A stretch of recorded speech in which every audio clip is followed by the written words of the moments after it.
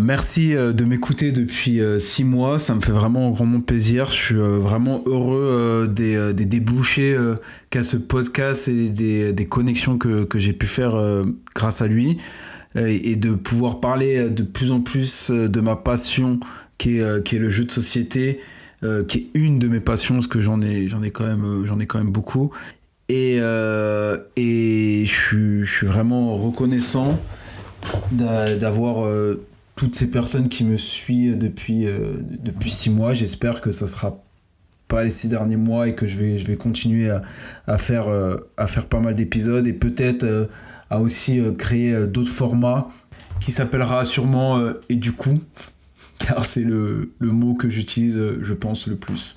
Aujourd'hui dans cet épisode on va accueillir du coup Mélodie Leblond. Je m'excuse d'avance pour les petits cliquetis que vous pourrez avoir de temps en temps dans cet épisode car j'ai eu un problème de masse. Bon, c'est un peu technique mais ça va faire des petits Larsen sur 1 ou 2 minutes de l'épisode. Donc déjà merci d'être venu dans mon podcast. Pas de souci. Si tu peux te présenter rapidement. Alors moi je m'appelle Mélodie Leblond, je suis illustratrice depuis pas mal de temps, donc ça fait presque 20 ans, je dirais que ça fait 17 ans, et j'ai toujours été freelance, j'ai travaillé dans plein de choses différentes, et aujourd'hui je mélange l'illustration de jeux de société et l'illustration dans d'autres domaines, voilà. Comment t'es arrivé un peu dans le jeu de société ? Quel était un peu ton parcours pour arriver dans le jeu de société ? En gros, moi je viens plutôt du jeu vidéo. Moi, ma passion c'est les jeux vidéo. Et encore aujourd'hui, je préfère toujours les jeux vidéo aux jeux de société. Désolée pour tous les gens qui écoutent. Et voilà. Il y en a beaucoup bien sûr, de jeux de société qui viennent du jeu vidéo. Et il y a de plus en plus de jeux de société qui sont tirés de jeux vidéo aussi, qui sont toujours pas très bons, mais il y en a des cool. Et en gros, jeux de société, moi j'ai beaucoup joué petite à des classiques, que ce soit le Milborn, le Monopoly, etc. Je jouais beaucoup au Labyrinthe. Je me rappelle, ça c'était un jeu que j'adorais, que j'ai toujours dans ma maison de vacances. Et mais en fait, ça s'est trouvé qu'il y a peut-être 5-6 ans, avec donc Pénélope, qui est ma meilleure amie depuis 20 ans.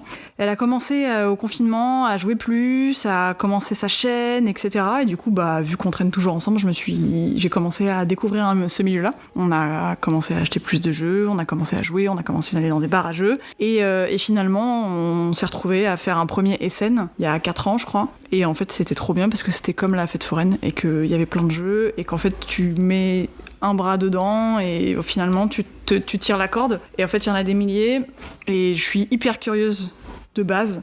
Donc en fait, j'ai commencé à jouer beaucoup. Ok, donc ça fait que 4-5 ans du coup que... Oui, je dirais que ça fait 5-6 ans que on joue pas mal et voilà. Je pensais que ça faisait plus longtemps parce que par exemple moi ça fait une dizaine d'années que je joue. Après ça fait 4 ans que je suis rentré, on va dire, dans cette boulimie, parce qu'il faut dire le mot, on est dans un petit groupe qui sont vraiment boulimiques et comme pareil j'adore toujours apprendre, connaître des nouvelles choses et je trouve que du coup ce qui est intéressant dans le jeu de société c'est ça t'emmène de plus en plus dans tes univers, ça te permet d'inventer des choses. Mon côté créatif ressort beaucoup quand je joue aux jeux de société. Je suis assez d'accord, surtout que moi, de par mon métier, qui est donc le dessin, l'illustration et le fait de toujours découvrir des nouveaux mondes, en fait, le jeu de société, c'était comme une bibliothèque géante. C'est ce que je dis souvent, c'est limite encore mieux que les livres, dans le sens où, en fait, effectivement, il y a la boîte où en fait moi quand je me balade dans les allées des festivals, en fait c'est trop bien parce que je découvre plein de choses visuelles que j'aime ou que j'aime pas. En fait je m'en fous. Oui, tu te nourris quoi. Je me nourris.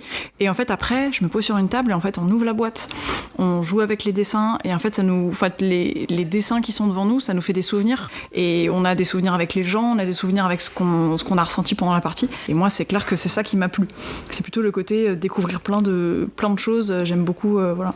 Et du coup dans les jeux t'es plus c'est plus la mécanique ou le visuel qui t'attire plus dans un jeu ? Je vais pas te cacher que le visuel compte beaucoup quand je vais m'intéresser à des jeux, par exemple quand je me balade. Après, franchement, je peux être aussi très intéressée par des jeux qui vont être très loin de ce que j'aime dans les visuels, mais je vais me dire waouh, c'est quoi ce truc, c'est trop bizarre, etc.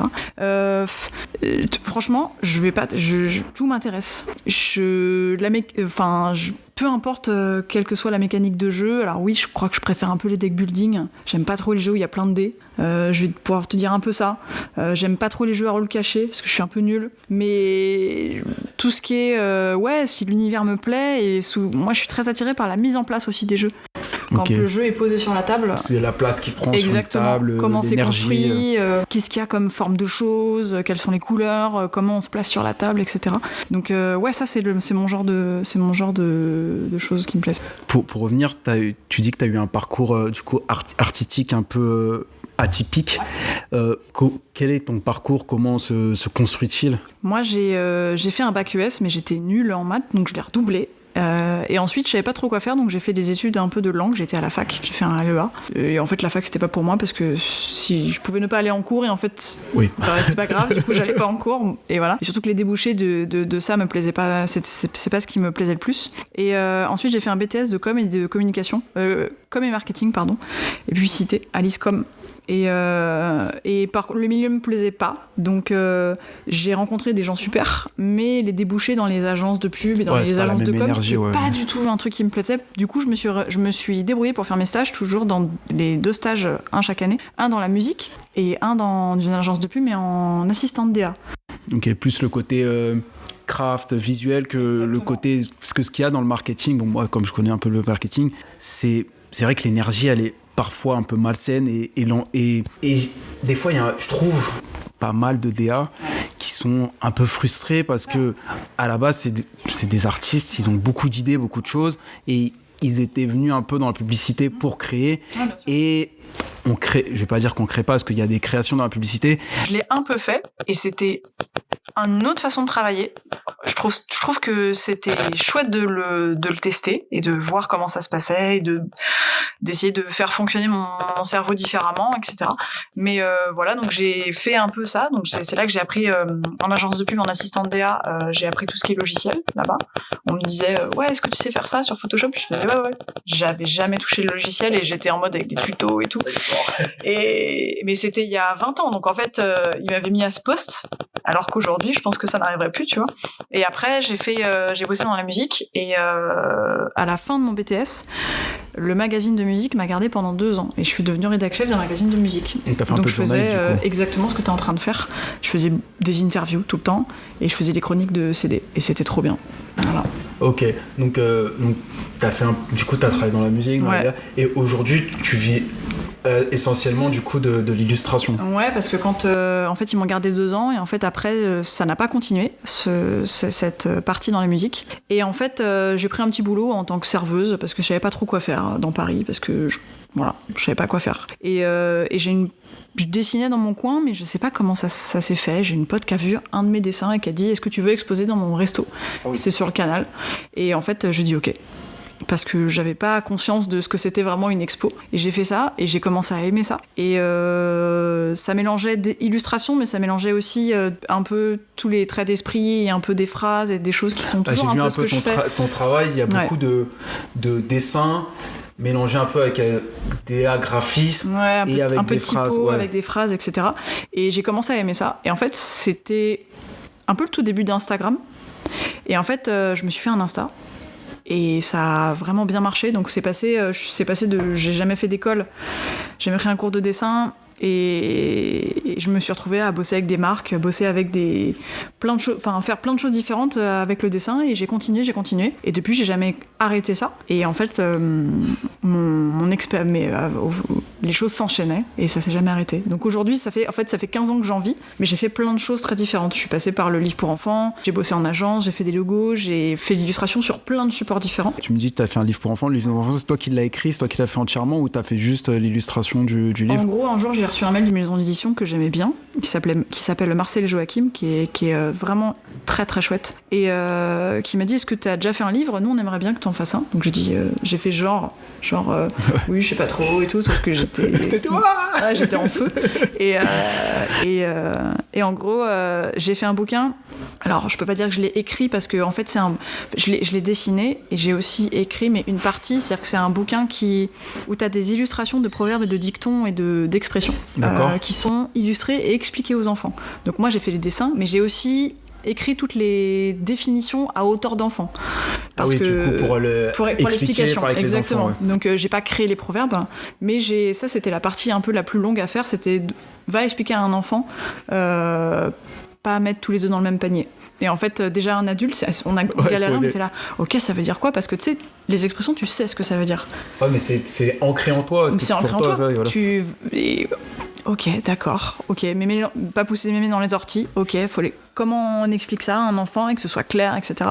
Donc ça, c'était cool. Donc oui, j'ai écrit une partie, mais c'était hyper drôle. Du coup, en plus, c'est quand même intéressant parce que j'ai l'impression, en tout cas de ce que tu me racontes, qu'à chaque fois, il y a eu un élément déclencheur et t'es arrivé dans chaque élément sans forcément aller le chercher. C'est un peu venu, ok, on t'a fait cette proposition, allez, bah vas-y, on le fait. Ouais, franchement, le livre, c'est un domaine au tout départ quand j'ai commencé à dessiner, même dans mon coin, où je me suis dit, mon rêve, c'est de faire un bouquin pour enfants. Parce que j'ai toujours bien aimé ça, parce que je trouve ça très riche, très chaleureux.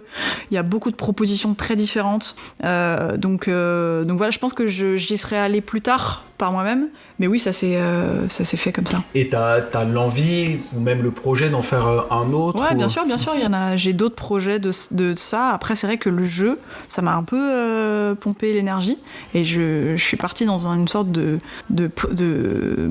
d'arc jeu de société, mais j'ai toujours dans des tiroirs des idées de livres que je continue de travailler un petit peu, mais faut tout prendre du temps, donc voilà, c'est juste un choix.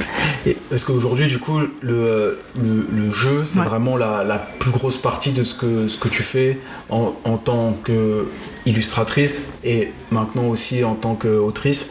C'est ce qui te prend le plus de temps? C'est ce que j'ai décidé, c'est ce que moi j'ai décidé qu'elle allait me prendre le plus de temps. Okay. En gros, quand j'ai commencé à jouer avec Pénélope, En fait, il y a 2 ans, je me suis dit, vu que tout le monde me demandait ce que j'avais fait comme jeu, puisque j'étais illustratrice, que j'en avais pas fait, je me suis refait un book, vraiment à l'ancienne, et j'ai envoyé plein de mails aux maisons d'édition, et je me suis dit, on repart de zéro, ils me connaissent pas, et voilà. Donc j'ai envoyé plein de mails, j'ai eu des rendez-vous à Cannes, et là je me suis dit, vas-y, je vais en faire, et mon but là, c'est d'en faire le plus possible, parce que ça m'intéresse, en fait, c'est l'objet qui m'intéresse. C'est-à-dire que tu dessines pas que la couverture comme un livre. Non, t'as besoin de la mécanique, faut que ça se réponde. Ouais, faut que tu arrives à traduire les émotions de la mécanique de jeu et de l'univers du jeu dans le dessin, dans comment la personne va pouvoir percevoir les choses, que ce soit très clair, que ce soit très ergonomique. Donc moi, mon but, c'est d'en faire plus. Après,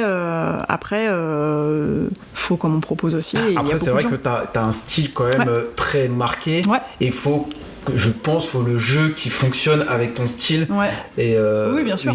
Il y en a plein, je pense aussi. Mais c'est vrai que ton style est quand même quand on t'appelle, à mon avis, c'est parce qu'on veut ton style. C'est très tranché et c'est pas très dans l'énergie, enfin dans la vibe de toutes les illustrations de jeux de société en général. Je suis très à côté par rapport à tout ce qui se fait en France. C'est très minimaliste, c'est plutôt des choses extrêmement simples et parfois très poétiques, ou parfois avec des choses très, très abstraites aussi. Tu vois, il y a beaucoup.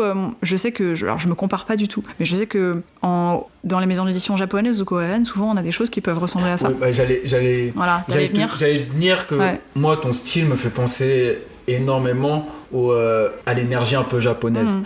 D'ailleurs, je sais que l'année prochaine, j'ai un projet pour bosser sur une illustration d'un jeu d'une maison d'édition japonaise, donc ça c'est super. Et parce que je me suis tournée vers eux à SN, au dernier SN, parce que justement, sur les bons conseils de Pénélope encore, qui m'a dit, en fait, en France, peut-être c'est pas forcément très répandu, donc peut-être va taper à d'autres portes, va essayer d'exporter un peu tes dessins, parce que peut-être c'est pas qu'en France ils aiment pas, mais c'est que, vu le marché du jeu, je pense que c'est pas forcément des choix auxquels les gens pensent. D'ailleurs, en fait, Scorpion Masqué, ils sont québécois, ils sont pas français, donc c'est les premiers qui m'ont dit ok, on y va. Et je pense que c'est en train de venir. Je pense qu'il y a des choses qui changent un petit peu, etc. Mais je pense que c'est pas forcément facile de faire appel à moi, alors que je pense que, en tout cas, moi, j'adorerais voir beaucoup plus de jeux avec de l'illustration beaucoup plus naïve et beaucoup plus abstraite. Pas forcément des choses dessinées de manière très précise, même si j'aime bien. D'avoir une énergie plus qu'un dessin, même s'il y a le dessin, mais par exemple dans le festival, pour revenir sur le jeu que du coup t'as illustré, je trouve que déjà quand on voit la boîte, on sait déjà un peu à quoi s'attendre, on sent l'énergie, et je trouve que tu as réussi à transcrire une énergie, une atmosphère et assez douce. Ok, bah c'est gentil. En tout cas moi c'est ce que je ressens quand je vois le dessin.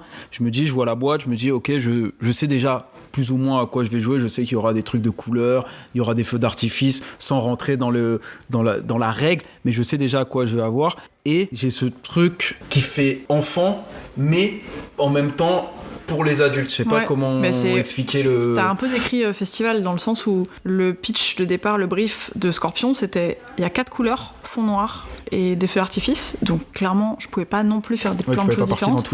Et puis c'est un jeu qui est plutôt familial. Il est très simple, le jeu de Grégory Grard. Donc en gros, fallait faire... je trouve que ce soit moi qui l'ai fait ou pas, je trouve que c'était un bon choix de choisir ce genre d'illustration parce que ça montrait aux gens que c'était un jeu qui était facile d'accès.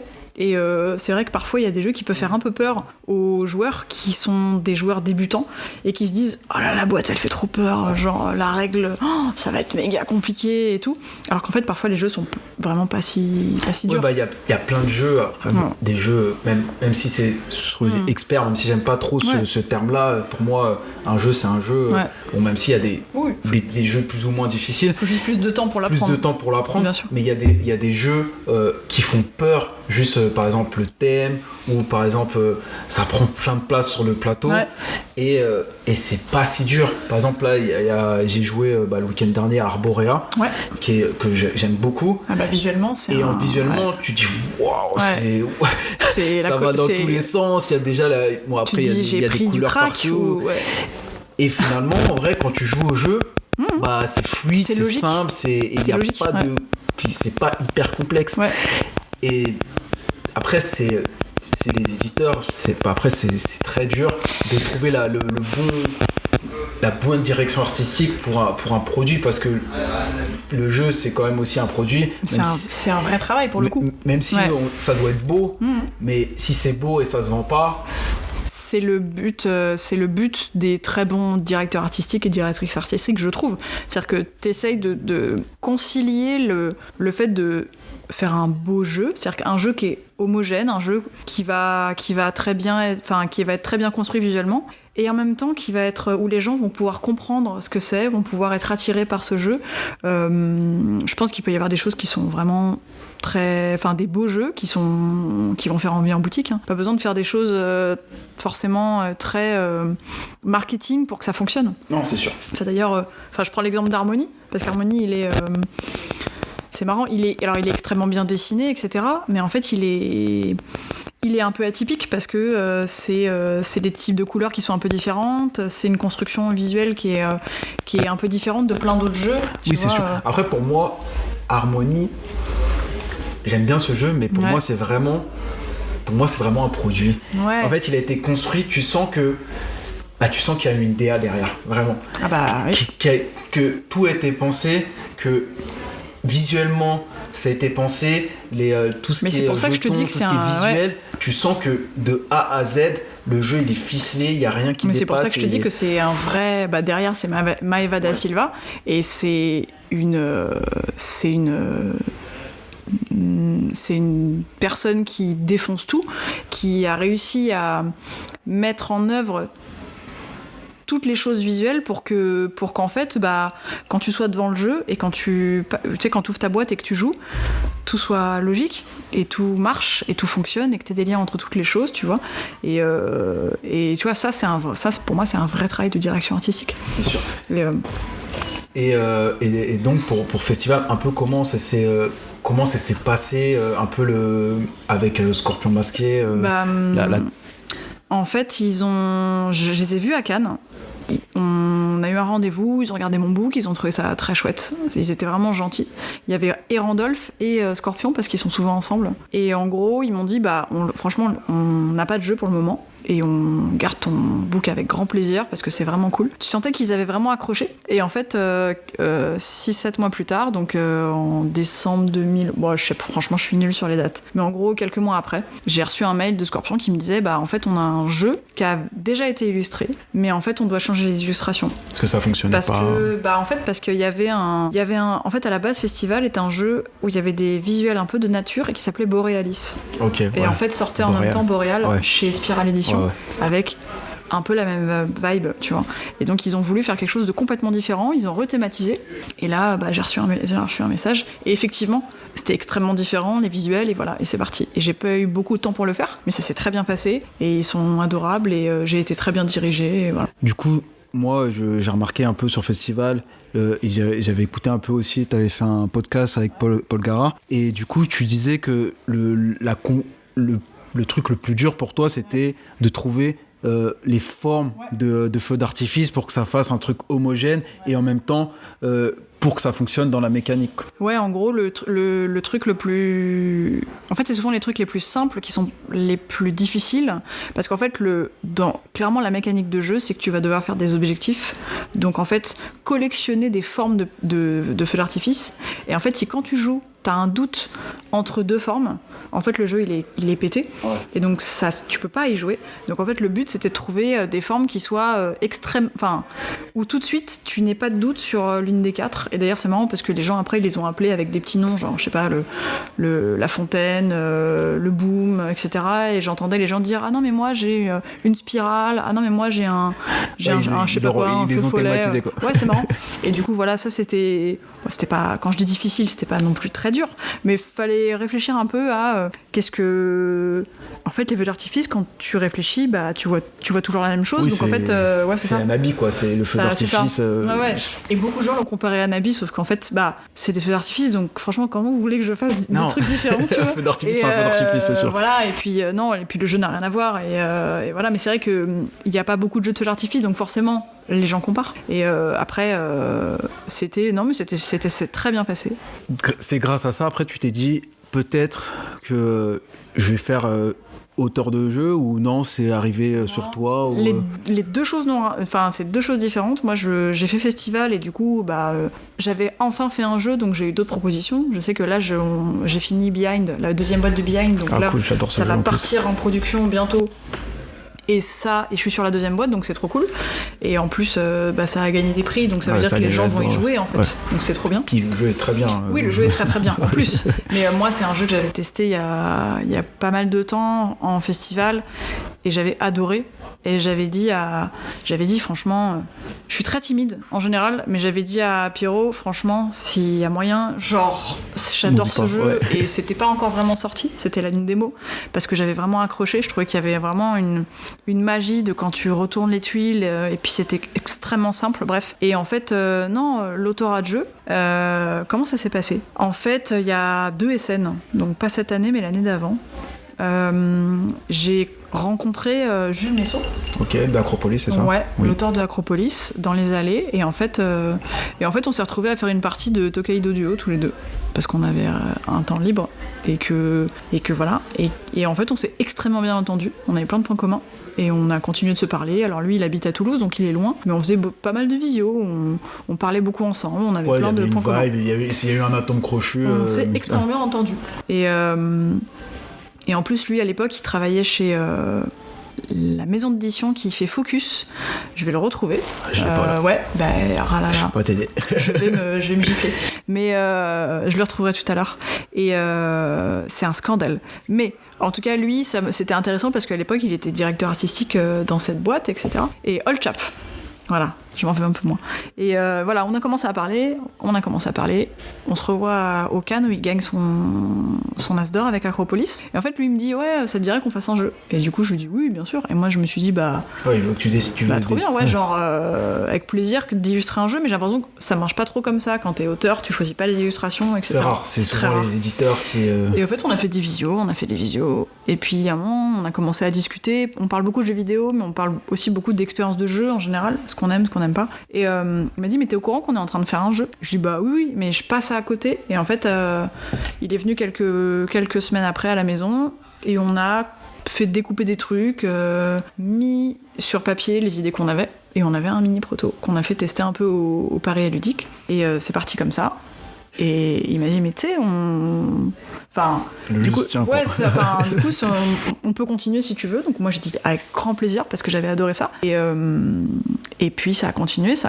Au Cannes d'après, on l'a présenté à plusieurs maisons d'édition. Et Scorpion Masqué l'a signé avec nous. Et donc ça sortira à Cannes 2026. Voilà. Ok, donc là le jeu il est encore en prod, c'est ça? Le jeu il est en... Alors je suis en pleine illustration. Donc okay. Là je suis en train d'essayer de dessiner des collines et des montagnes qui soient cool. Et je pense que ça part en prod au mois d'août. Ok.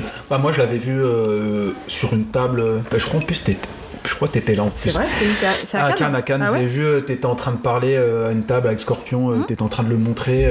Ah mais t'as pas joué parce que non, je me serais souvenu de toi, je pense. Non, j'ai pas joué. Je suis passé rapidement et j'ai vu que tu... Ouais, on l'a fait tester là à ce Cannes pour avoir des retours du public et de gens complètement random qui soient ni notre famille ni des gens qui sont joueurs autour de nous. Donc, c'était cool. Et je sais pas si tu peux en parler, mais du coup il consiste un peu en quoi le jeu? C'est un jeu qui a pour but de créer un petit paysage devant toi, un petit panorama. Tu crées ton petit monde pendant la partie et à la fin t'as une sorte de carte postale qui est un peu le souvenir de ta partie. C'est un jeu familial qui joue dès 8 ans. C'est plutôt très simple comme mécanique. En gros, tu vas avoir au milieu une sorte de roue qui ressemble à un soleil où en fait t'as des morceaux de paysage. Et en fait sur chaque tuile qui est rectangulaire, t'as des morceaux de biomes. Donc t'as les choses classiques, des champs, des montagnes, des forêts. Et en fait tu vas la prendre et tu vas la poser devant toi, mais tu vas la poser en verticale. Donc en fait tu vas pouvoir faire coulisser les tuiles pour les aligner. Exactement, pour les aligner okay. comme tu veux. Et selon comment tu les alignes, quand tu les poses au fur et à mesure, tu vas scorer des points. Et c'est extrêmement simple. Voilà, c'est... Après, moi, je parlais avec... je crois que c'était avec Antoine qui me disait qu'en fait, les choses les plus simples sont les plus dures à faire. Parce que, surtout, en plus, quand... Après, toi, tu as la chance de travailler avec un auteur qui avait quand même de l'expérience. Ouais, mais souvent, on rajoute. Et après, on se dit, ok, mais il y a trop de trucs et ça va trop dans tous les sens, donc faut enlever. Et trouver qu'un jeu simple ou même un jeu enfant, pour moi, un jeu enfant, je me suis toujours dit, les auteurs de jeux enfants, ils sont super forts. Ouais. Parce que c'est super dur, en fait. Le jeu est simple, mais en vrai...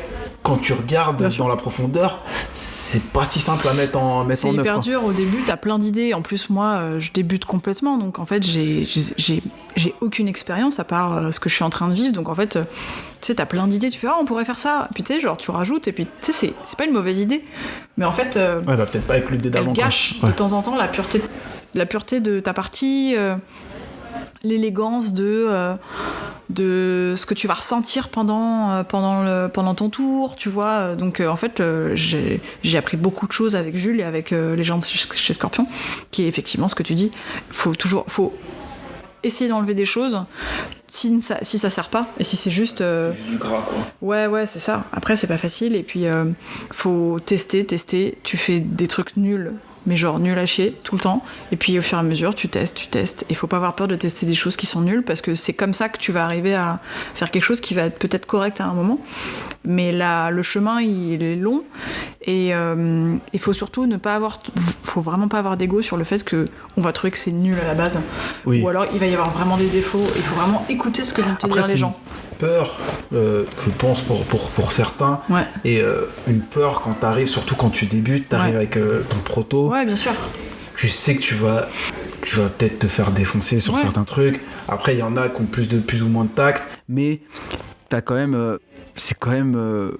Moi, je sais que j'ai fait un peu, je m'amuse, je fais quelques protos, mais c'est une sorte de pudeur, de timidité, de pas dire, parce que. On va dire dans mon métier, tous les jours, genre on challenge, ça fait partie de mon métier. Monteur, auteur, c'est pas la même chose, mais je fais des films, on challenge, on cherche, il n'y a pas une seule réponse, mais il y a une sorte de timidité de dire, est-ce que ce que je fais est à sa place, est bon à sa place. En fait, je trouve que ce qui est important, personne va te défoncer gratos déjà. En fait, les gens te donnent des conseils, et je pense que le premier truc qu'il faut se dire, c'est qu'il faut écouter les gens. Il faut écouter ce qu'on te dit, parce que même si c'est des choses avec lesquelles t'es pas forcément d'accord profondément, ben en fait la vie des gens c'est juste un autre prisme et qui est différent du tien, et en fait vraiment faut savoir écouter déjà. Faut savoir écouter et faut essayer de comprendre ce que ressentent les gens. Et ça c'est... Les gens te défoncent pas gratos et vont pas défoncer ton jeu gratuitement. Il y a toujours des raisons, il y a toujours des choix à ressentir des choses différentes. Donc faut vraiment écouter et être attentif, parce que c'est hyper précieux. Et les gens, ils ont pris du temps pour essayer ton jeu. Et en fait, ne serait-ce que de prendre en compte ce qu'ils disent, c'est important. Oui, je suis assez d'accord avec toi. Et en plus, des fois, ils vont voir des choses toi, quand t'es la tête dans le que tu verras jamais. Et ben, tu verras pas. Bien sûr. Parce que déjà, comme c'est toi qui as construit la chose, tu vas dire non, je l'ai construit comme ça doit fonctionner comme ça. Et tu vas pas forcément voir la petite porte qui est sur le côté. Et quand la personne va dire, tu vas dire ah bah ouais, mais en fait c'est. Bien sûr. Ouais, bah c'était logique, c'était ça que je devais faire tout de suite en fait. Bien sûr. Et je comprends ce truc de pas oser montrer les choses, mais parce que ça c'est une question de personnalité, parce que on est plus ou moins timide. Même moi, tu vois, j'ai les premiers rendez-vous qu'on a fait, heureusement que j'étais avec Jules, parce que je savais pas trop comment réagir, et en même temps, les gens sont quand même extrêmement bienveillants. Je suis assez d'accord que c'est un milieu hyper bienveillant quand même. En fait, faut oser montrer, parce que comme ça, t'avances et tu t'en fous. Au limite, t'y vas une première fois, et puis si ça marche pas, bah au moins tu sais que ça marche pas. Et puis tu peux travailler dessus. Mais je comprends, c'est pas facile.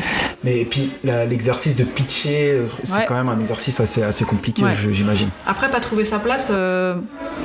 Je pense que, enfin, j'y connais rien, mais j'imagine que la plupart des jeux ont commencé par être bof. Je sais pas, hein, même les grands jeux aujourd'hui, j'en sais rien. Hein, ça vient pas from scratch, que ce soit terriblement bien. C'est beaucoup de travail aussi. Je sais pas, mais j'ai l'impression, et puis c'est ce que j'avais appris aussi en école de cinéma, déjà que tout a déjà été fait. Tout a déjà été fait, mais par exemple un jeu que j'adore comme Ark Nova. En vrai, quand tu regardes sur le papier, Ark Nova, il est pas révolutionnaire. Mais où est sa révolution ? C'est que tout ce qu'il a pris se goupille tellement bien et extrêmement fluide, puis en fait, ça en fait un et c'est très ton bon émotion jeu, qui compte à la fin. Voilà, c'est ça. C'est ce que t'as ressenti. C'est oui, il y a beaucoup de gens qui cherchent encore plus aujourd'hui. Waouh, c'est quoi le twist ? C'est quoi le concept de ouf ? C'est quoi genre il y a pas un jeu qui a il manque un truc nouveau. Mais en fait, ce qui compte, je trouve, au final, c'est que tu vois, t'as des jeux qui vont te laisser un souvenir alors qu'ils sont plutôt très classiques. Mais c'est parce que ça aurait été extrêmement bien fait et qu'il y a eu beaucoup de travail pour que ce soit justement un mélange de plein de choses différentes. Et puis et voilà. Et du coup, après cette première expérience de Panorama, tu continues, t'as envie d'en faire, t'as d'autres promptos, tu travailles sur d'autres choses. J'ai clairement continué dans mon coin parce que mais je crois que ça vient du fait que je fais de l'illustration et que j'aime bien dessiner, que j'aime bien découper des choses et que de toute façon j'avais déjà des idées de jeux vidéo dans ma tête depuis que je suis toute petite. Alors ça vaut rien, mais en fait j'ai toujours des idées de trucs à droite à gauche, et donc j'ai continué. Je me suis fait une sorte de cahier de proto, donc je mets des idées, et en fait là je commence à travailler avec d'autres gens, mais j'en fais aussi toute seule. C'est-à-dire que j'ai continué, j'ai d'autres jeux avec Jules, mais j'ai des jeux avec d'autres personnes qui sont en train d'être construits, et ça c'est hyper intéressant, je trouve, parce que du coup t'apprends à découvrir des gens, t'apprends à les façons de faire, les façons de travailler. Et puis c'est comme si t'avais plein de chaînes radio de ressentis différents. Genre je vais travailler avec cette personne, ça va être très différent que de travailler avec cette personne. Et moi j'aime bien parler aux gens, j'aime bien découvrir les univers, j'aime bien essayer de comprendre ce que l'autre va ressentir, ce qu'il va pouvoir dire, comment je vais dire ça, etc. Je sais que par exemple Jules, j'ai l'impression qu'il m'a proposé parce que j'avais une vision qui était pas du tout mathématique et pas du tout terre à terre. J'avais quelque chose de très poétique dans la tête et très je sais pas comment dire, qui était différent de vraiment comment lui il envisageait les mécaniques de jeu, etc. Donc peut-être il a été chercher quelque chose d'un peu différent pour pouvoir s'ouvrir vers d'autres choses. Après, lui aussi.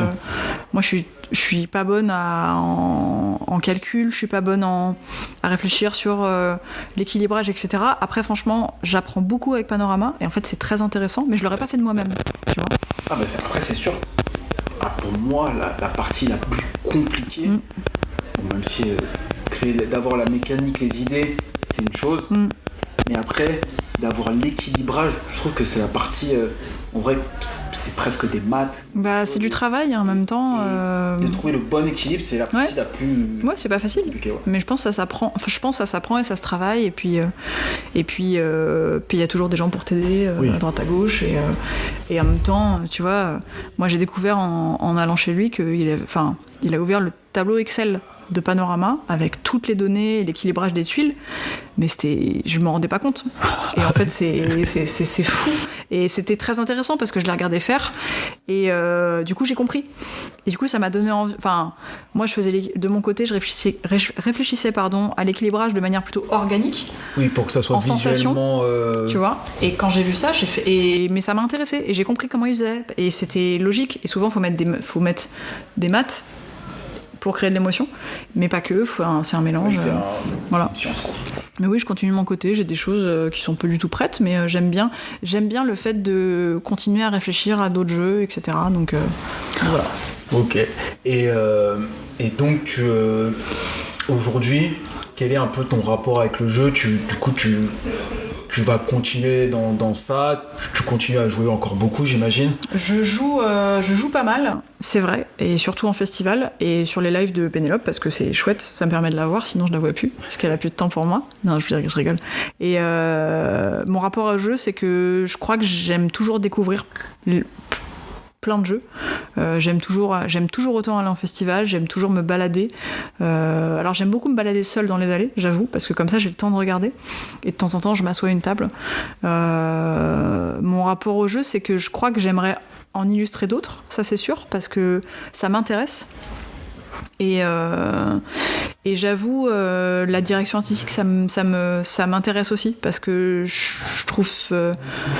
je suis assez curieuse de travailler l'objet dans sa globalité visuelle, plus que juste faire l'illustration, de réfléchir peut-être en amont. D'avoir on va dire, de réfléchir au package du jeu. Exactement. Et pas que le jeu avec une illustration, mais de réfléchir pourquoi je prendrais cette illustration ou cet illustrateur, parce que si t'es DA, tu fais pas forcément tout. Ouais, bien sûr. Et pourquoi ça doit se répondre en fait. Ouais, parce que je trouve que c'est intéressant, je trouve qu'il y a pas assez, enfin...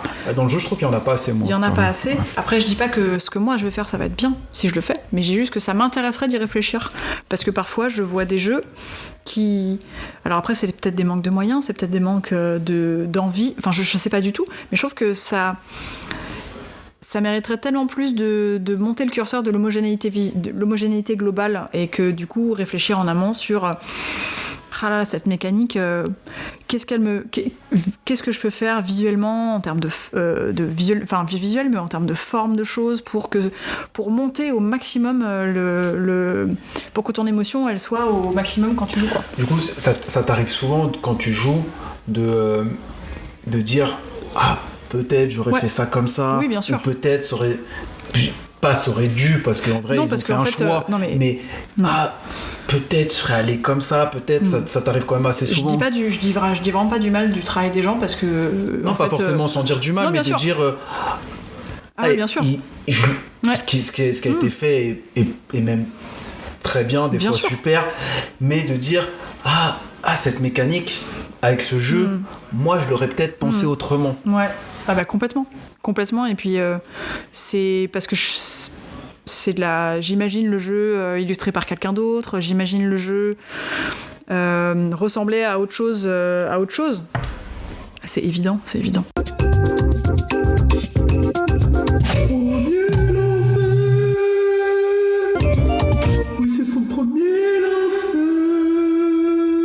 On va rentrer du coup dans la deuxième partie, qui sont plutôt des jeux que tu vas me dropper avec des questions. Du coup, toi, quel est ton premier jeu, quel est ton jeu qui t'a fait rentrer un peu dans le jeu de société ? Je crois que j'ai un gros souvenir de quand on a commencé à jouer à Andorre. Avec Pénélope, du coup. Avec Pénélope, et Marjorie. parce que en plus ça collait avec mes goûts de c'est un dungeon crawler et genre on avance et on doit battre des monstres et ça faisait très jeu vidéo. Donc je crois qu'Andor ça a été un peu le premier jeu où je me suis dit c'est pas les sociétés, c'est pas que ce que je pensais que connaître des jeux. Voilà. Oui, tu t'es dit il y a une il y a en vrai c'est vrai que quand tu commences à vraiment t'intéresser, et même maintenant, moi je parle avec des gens de jeux de société, ils me disent mais comment ça se fait, t'as 300 jeux, ça n'existe pas 300 jeux. Bien sûr. Je lui dis 300 jeux, c'est par rapport à d'autres gens en plus. C'est rien, bien sûr. Puis, ça dépend. Je lui dis mais quand tu regardes, il y a tellement de jeux qui se font aujourd'hui et tellement de choses différentes. Après il y a des bons et des moins bons, il y en a, et puis surtout. J'ai l'impression, en tout cas ces dernières années, la machine s'est un peu accélérée, il y a de plus en plus de jeux bons et d'autres moins bons, mais il y a tellement de choses et tellement de trucs à découvrir que je trouve que pour moi le jeu, puis ça me permet, parce que même si ça se voit pas, je suis quelqu'un d'extrêmement timide, je vais pas vers les gens, et le jeu ça me permet, et ça m'a permis aussi de pouvoir discuter avec les gens plus facilement autour d'une table, assez simplement. Et t'es sûrement clairement pas le seul. Je pense qu'on est beaucoup à grâce au jeu, grâce au jeu, à pouvoir s'asseoir à une table et passer un moment avec des gens. Ouais, jouer, partager. Et c'est bien sûr. Je pense à 2 autres jeux parce que je pense à Andor, et c'est vrai que je me rappelle de Sherlock, Détective Conseil. Beaucoup, parce que je m'étais dit. J'ai jamais réussi. C'est vrai, Alors, je l'ai chez moi, ce jeu, et avec ma femme, à chaque fois on le sort, et on voit tous les papiers, tous les trucs, et on se dit, là faudra tout lire. Tu vois, c'est exactement ce que moi j'ai aimé. Parce que moi, j'avoue, j'aime bien passer du temps seul, j'aime bien prendre le temps, j'aime bien avoir un temps long pour lire un truc, pour mettre dans ma tête, pour réfléchir. Et quand j'ai vu qu'il y avait un jeu qui existait où juste tu lis un journal et tu dois deviner quoi faire à la limite. Il n'y a pas de règles en fait. Il n'y a pas vraiment de règles. Et je me suis dit, ok, ça c'est trop bien. Il y a eu ça, et il y a eu Concept aussi. Concept, quand j'ai joué à Concept, je me suis dit, mais c'est trop bien. En fait, pareil, c'est un jeu qui prend le temps, tu peux poser les trucs, et puis t'attends, tu réfléchis, tu peux les mêmes... Pareil, Concept, il y a une règle, mais il n'y a pas vraiment de règle en même temps. C'est l'énergie des personnes qui font le jeu, quoi. C'est ta vision de quelque chose, est-ce que la personne, elle va comprendre ce que toi, tu veux lui faire comprendre. C'est génial. Moi, Concept, quand j'ai joué la première fois, je me suis dit, mais... C'est exceptionnel. Je suis pas là, évidemment, ça a gagné plein de choses. Mais, oui. mais j'adore. J'aime toujours autant y jouer. Après, moi, ça fait très longtemps que je n'ai pas joué à Concept. Le dernier, j'ai joué à Concept version enfant, qui est différent, donc simplifié, mais qui est même vraiment différent et qui est, pour le coup, a plus de cadre. Mais c'est vrai que les souvenirs que j'ai de Concept, c'est que quand on faisait des parties, c'est que il n'y avait pas... Fallait essayer de lire dans la tête des gens. Tu essayes de parler aux gens sans leur dire rien, quoi. En leur montrant des choses, et il faut qu'ils les comprennent dans le même ordre que toi, de la même manière que toi. L'ordre de pause, etc. Il y avait les sujets, les sous-sujets, etc. C'est trop bien. Ouais. Et y a-t-il du coup un jeu dans ta ludothèque qui a eu, on va dire, une importance, on va dire, sentimentale, où tu dis ce jeu-là, il est là, peut-être il peut être bon ou pas bon, c'est pas la question, mais tu te dis... Un jeu qui me touche beaucoup et dont je pourrais pas me séparer. Parce que après il y a des gens qui sont pas forcément matériels, donc si tu te dis tu peux t'en séparer, mais tu dis que ce jeu-là, il a eu des histoires un peu fortes. Moi j'ai déjà raconté plusieurs fois dans mon podcast. Moi par exemple j'ai un unlock parce que en fait je jouais au unlock avec ma femme quand elle a juste avant qu'elle perde les os pour accoucher, et on jouait à ce jeu-là avant de partir à l'hôpital. Et du coup ce jeu-là à chaque fois il m'évoque ça. Après c'est une histoire. Je me dis ce jeu-là il est fort pour moi. Il y a aussi qu'elle m'a acheté ce jeu-là parce que moi j'adore la lune. La lune, c'est quelque chose qui me fascine, j'adore ça. Et du coup, elle cherchait le jeu qui se rapproche plus de la lune, et je suis assez lunaire, bon bref. Et elle a trouvé le jeu, c'est Décrocher la lune. Okay. Et qui est le jeu, on va dire, parfait pour ça, et c'est le jeu qu'elle m'a offert à la naissance de mon fils. Et du coup, ce jeu-là, même si c'est pas le jeu que je trouve mécaniquement le mieux, mais je trouve que du coup, ce jeu-là, il a cette petite histoire. Bah, si je peux le garder en tête, et si jamais je le retrouve, je pourrais te dire. Pas de souci. Ça marche. Et quel est du coup, on va dire, les jeux de ta ludothèque que tu sors le plus en ce moment? Je sais, non, j'ai retrouvé, parce qu'en fait, je te l'ai dit avant, mais un jeu que je vendrai jamais, que j'aime par-dessus tout, et parce que j'y ai joué dans plein de moments différents, je dirais en fait Sherlock. Détective conseil pour ta question d'avant, en fait. Du coup, tu l'as fait plusieurs fois ou tu l'as... En fait, je l'ai fait, j'en ai fait une partie, parce qu'il y a plusieurs livrets, et je sais que je l'ai emmené en voyage, ce jeu, parce que je me suis dit, qu'est-ce que je peux emmener comme jeu quand je suis partie 3 mois à un moment. Je suis partie 3 mois en Asie, et je me suis dit, qu'est-ce que je peux emmener comme jeu. Et en fait, j'avais juste à glisser des feuilles.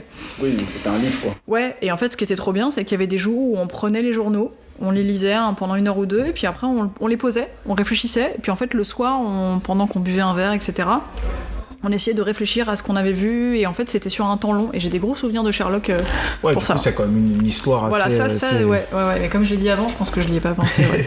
Et sinon, non, les jeux auxquels j'ai plus joué cette année, je crois que celui auquel j'ai plus joué, c'est Link City, je crois, que j'ai adoré. Alors... effectivement, le visuel de la boîte, il est peut-être pas très fun et très accrocheur, il est pas très moderne, mais en fait, ce jeu est exceptionnel. Ouais, pour moi, je trouve je suis d'accord qu'il est pas très moderne, mais d'un côté, il a peut-être pas besoin de plus. Ils auraient peut-être pu s'amuser, faire des trucs un peu plus fun, surtout que niveau texte, ils y sont allés, et ils auraient pu peut-être faire des trucs un peu plus marrants. Mais le jeu fonctionne tellement et drôle. Après, c'est un jeu, je pense, faut choisir ses groupes de... Parce que j'ai vu parfois ce jeu déraper. C'est vrai ? Ouais, déraper un peu, politiser un peu trop, too much. Un peu. Après, c'est le principe du jeu, tu vois. Moi, j'ai commencé des parties en disant, bon, ok, on est des gros communistes. Genre, on va faire genre une ville communiste. Et donc, en fait, on se dit tout ça et on fait une ville qui est vraiment centrée là-dessus. Ou alors, viens, on fait une ville où c'est vraiment... hyper hardcore, genre on va mettre les riches d'un côté, les pauvres d'un côté, et en fait c'est ça que j'aime bien, c'est que du coup... Oui, c'est vrai. Mais oui, après il faut jouer avec des personnes, faut jouer avec des... en bonne intelligence. Qui ça touche moins ou que ça... Mais c'est vrai que ce jeu, moi je trouve... je l'ai offert, on l'a offert à des amis, et je trouve ce jeu vraiment je trouve cool. Ça trop bien, parce qu'en fait, la force de ce jeu, c'est qu'en fait, on a tous été dans notre vie dans une ville. Donc en fait, on n'a même pas besoin il n'y a pas de règles, on n'a pas besoin d'expliquer. C'est juste un feeling sur ton ressenti par rapport à toi, comment tu te vis dans le monde, en fait. Et c'est ça qui est fort. Oui, en plus, dans ce jeu, le scoring, il est pas... Oui, on joue, mais on s'en fout. Ah, t'es content quand tu y arrives quand même. Oui. Mais c'est pas c'est pas la force du jeu. Oui, bien sûr que non. Mais quand même, quand t'as mis un truc, que tu vois les autres galérer, qu'à la base ils ont bon, qu'ils ont mis les bonnes couleurs, et puis après ils changent tout, et tu te dis putain, faut pas que je montre un truc, et puis à la fin ils rechangent, t'es trop heureuse d'être genre encore amie avec eux, et voilà. Voilà. Et y a-t-il d'autres jeux du coup aussi que t'as sorti énormément? À quoi j'ai joué beaucoup cette année? Franchement, j'ai beaucoup joué à Odin. Beaucoup joué à Odin. C'est un jeu qui marche très bien avec ma mère. Je sais qu'on a fait beaucoup de parties, donc voilà. Oui, c'est un jeu vraiment tout public. Ouais, c'est trop bien. Et c'est, je pense aussi, même si je trouve qu'il révolutionne pas, par exemple pour l'Asdor, il révolutionne pas, mais je pense savoir pourquoi aussi il a été choisi, parce que c'est un jeu pour le coup où tu le sors avec l'enfant de 6 ans, parce qu'il faut quand même savoir les chiffres, quand même. 6 ans jusqu'à 80, 90 ans s'ils ont encore leur tête, et tu sors, t'expliques les règles en 5 minutes et tu joues. Et le jeu, pour moi, est efficace. Après, qu'on n'aime pas, mais je trouve le jeu efficace. Le jeu est extrêmement efficace. Enfin, je sais que j'ai fait beaucoup de parties avec des gens qui jouent beaucoup, j'ai fait des parties avec ma famille, et qu'en fait, à chaque fois, ça fonctionnait, et qu'on voulait refaire des parties, qu'on refaisait des parties. Et en fait, il n'y a pas meilleur signe que ça pour dire qu'un jeu a fonctionné. Et que ce soit révolutionnaire ou pas, en fait, le but... j'imagine, pour les gens qui sont jurys de l'As d'Or, c'est de montrer à quelqu'un qui ne joue pas, ou alors qui veut découvrir le jeu, il y a quoi cette année ? Qu'est-ce que je fais ? Qu'est-ce que j'achète ? Et si t'achètes Odin, en fait, ça fonctionnera. Donc en fait, après, voilà, c'est plein de discussions. Après, c'est tellement... Et les gens sont jamais contents. Oui, et puis de toute façon, en vrai de vrai, moi, je me dis, des fois, je me dis, je suis pas d'accord avec ce choix, mais je voudrais pas faire je voudrais pas que ça soit moi qui fasse ce choix. Les gens je préfère que ça soit quelqu'un d'autre. Les gens ne se rendent pas compte à quel point c'est difficile. Mais c'est impossible. Déjà, ils sont 9. Oui. Donc, tu t'es déjà retrouvé dans une pièce à choisir déjà ce que tu veux manger avec 9 personnes. Donc, souvent, pour le repas, voilà, tu lâches l'affaire. Donc, en fait, là, faut juste te mettre d'accord sur des choses. Et puis, en fait, j'imagine que t'en enlèves une, ça aurait été autre chose. T'en enlèves une autre, voilà. Et en fait, c'est des dynamiques de groupe.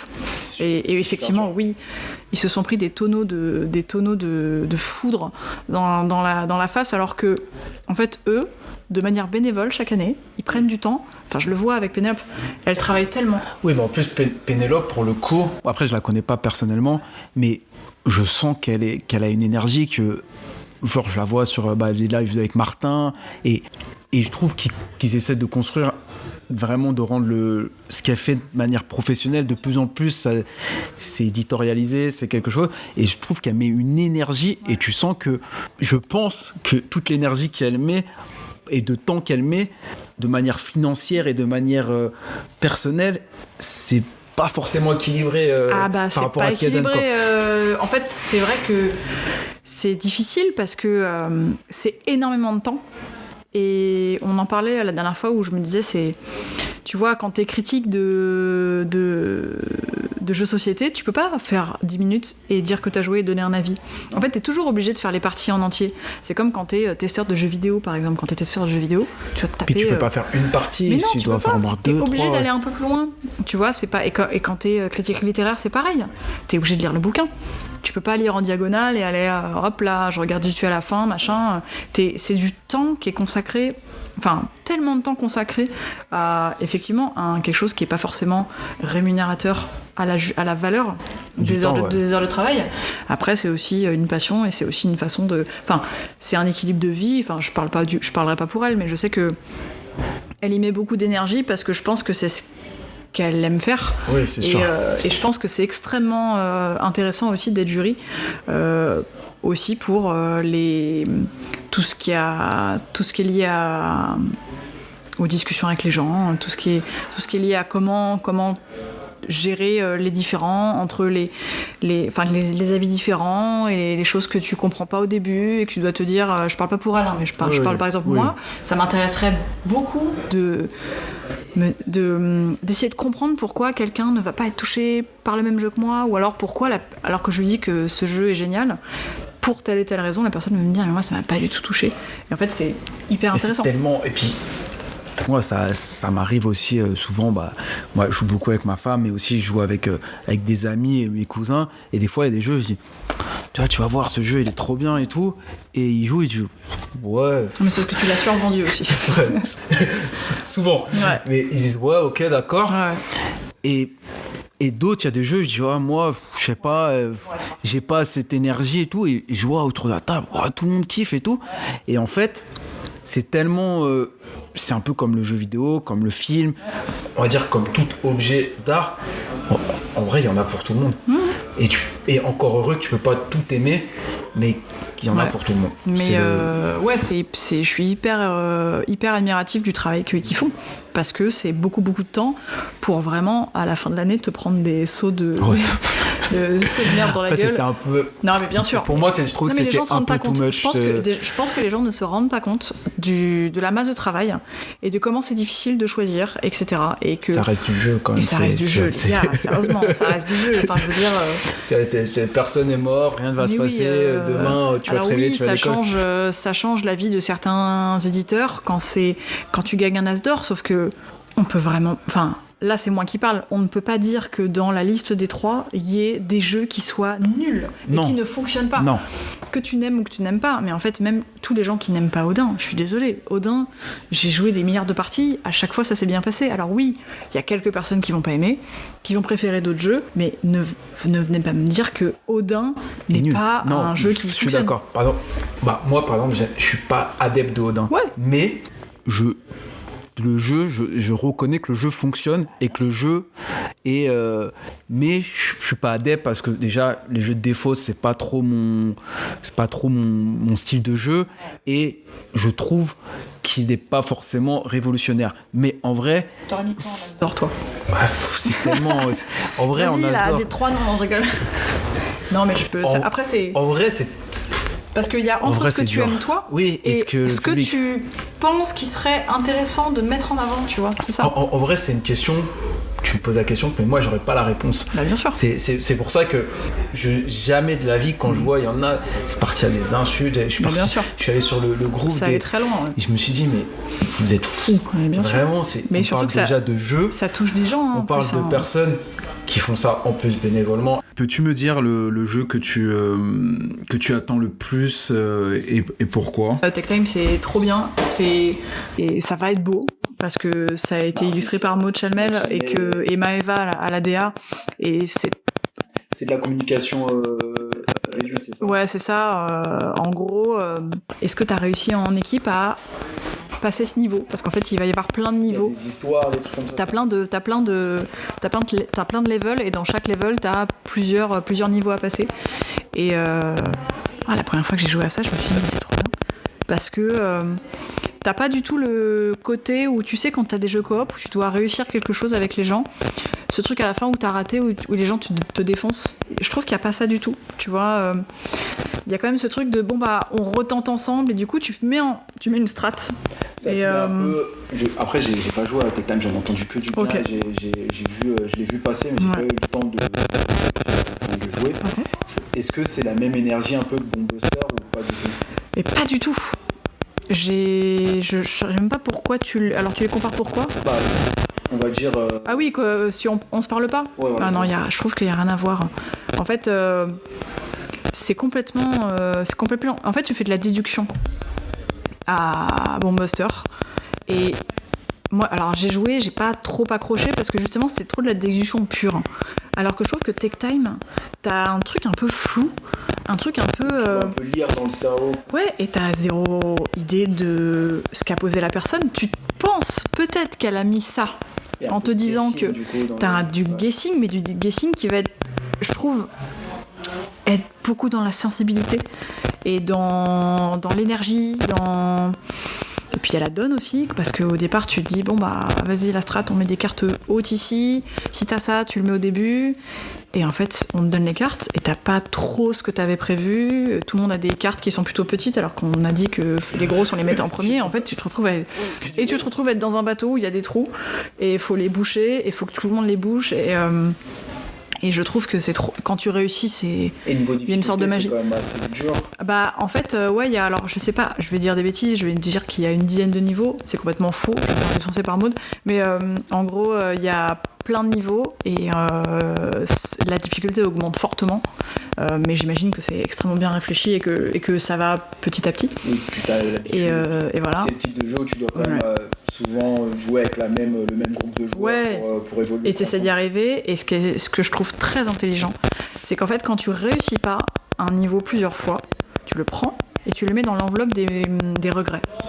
Et en fait à la fin, quand tu auras été jusqu'au bout, tu pourras refaire les... comme ça, tu peux quand même continuer à évoluer. Tu peux continuer les niveaux, t'es pas bloqué comme quand t'es dans un boss dans un jeu vidéo où tu fais je peux pas battre le boss, je suis bloqué, je peux pas avancer, tu vois. Et non, je trouve que c'est très... et c'est tellement simple. Franchement, c'est 2 paquets de 24 cartes, des cartes noires, des cartes blanches, et c'est tout. C'est méga épuré. Méga épuré. Et ils sont trop forts, Et j'ai hâte que ça sorte. Ça, vraiment, j'ai hâte. Ok, moi j'en ai entendu parler. Ça faisait partie aussi des jeux. Parce que je l'ai vu passer à Cannes. Mm-hmm. On n'y est pas allé. Oui, il y avait une version géante. Il y a une version géante. Ouais. J'y suis pas allé. Ouais. Parce qu'il n'était pas dans. Parce que j'en avais pas entendu parler avant. Et j'avais pas mis. Après, il n'y avait pas le temps de faire tout. Donc, j'avais pas mis forcément dans mes jeux à tester. Et c'est un jeu.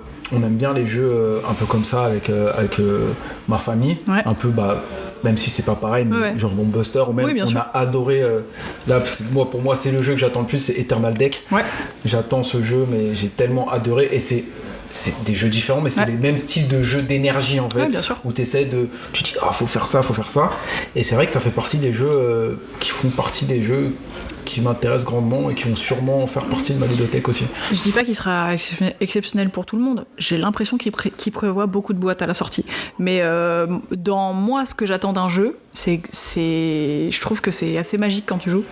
Après faut pas survendre les jeux non plus, mais je pense que je vais adorer essayer de faire tous les niveaux, je vais essayer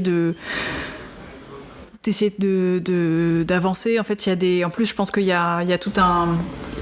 Ça raconte un peu une histoire. Alors, y a pas j'avais entendu. Mais les univers sont différents, donc tu vas t'enfoncer un peu dans des mondes différents. Et j'ai hâte de ça aussi. J'ai hâte d'allier l'illustration au jeu, ce qui n'a pas été le cas avant. J'avais entendu, du coup, c'est dans un podcast, c'est dans le podcast Défaussé. Ouais. Le Défaussé.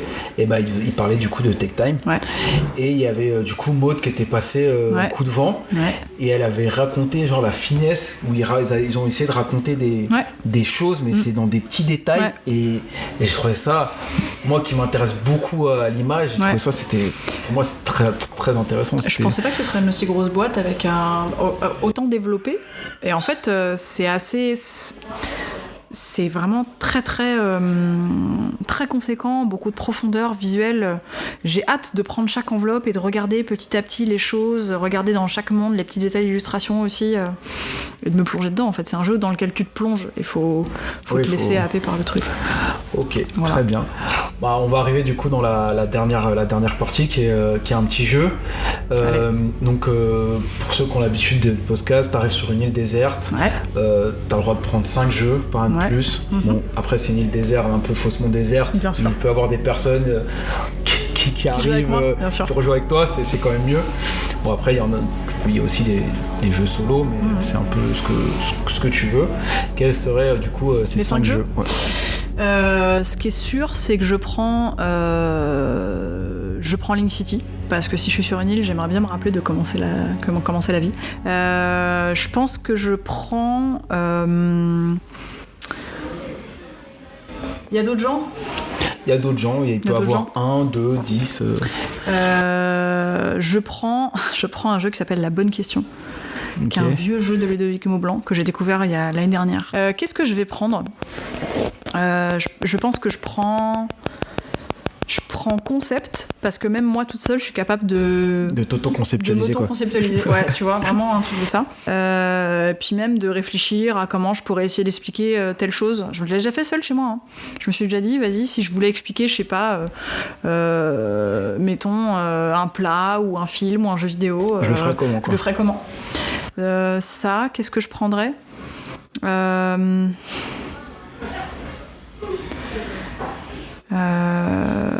Qu'est-ce que je prendrais ? J'en suis à 3 là, hein, c'est ça ? T'en as à 3, ouais. Je pense que je l'aime bien celui-là, et en plus il y a un truc un peu... Je l'aime bien. C'est Dropholder. Ok. Je pense que je le prendrais parce que c'est un truc où t'as quelque chose un peu de tactile. Je pense que je prendrais Zenith. Ouais. Très bien. Parce que... plus en 2v2 ou en 1v1 t'as préféré ? J'ai joué que en 2v2.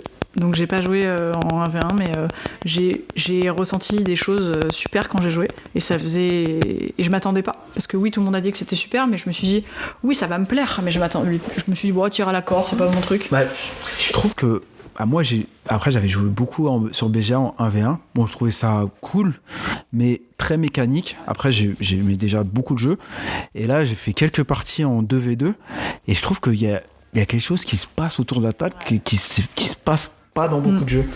Ouais, c'est vraiment... je sais que quand j'ai joué, on a gagné genre sur le fil. Ouais, c'est tout tendu, c'est hyper tendu. Notre cerveau, il était en train de bouillir, et j'étais à fond. Alors que d'habitude, c'est pas que je suis pas à fond dans les jeux, mais genre, je joue pas ma vie, clairement. Oui. Je joue pas ma vie. T'as des gens qui jouent leur vie jusqu'au dernier point, etc. Et moi, j'aime bien réfléchir, mais j'aime bien aussi profiter du fait que je vais pas me faire des angoisses à la tête, tu vois. Mais Zenith, pour le coup, j'étais à fond, et j'avais vraiment envie de les exploser en face. Et je réfléchissais à comment je pourrais les exploser, alors que c'est pas du tout mon tempérament, tu vois. Et c'était trop bien. Voilà. Donc bravo aux auteurs de Zenith. Ok. Bon bah en tout cas, merci du coup pour cette pardon. Vas-y, refais. Du coup, merci pour cette heure passée avec moi. Ouais. J'espère que ça a apprécié. C'était très cool. On a appris pas mal de choses et c'est un des premiers que je fais aussi en face-to-face. Donc très cool. C'était très agréable. Merci à toi et je te souhaite une longue vie à ton podcast. Ah, merci. Et puis on se recroisera sûrement dans le monde ludique. Bah bien sûr.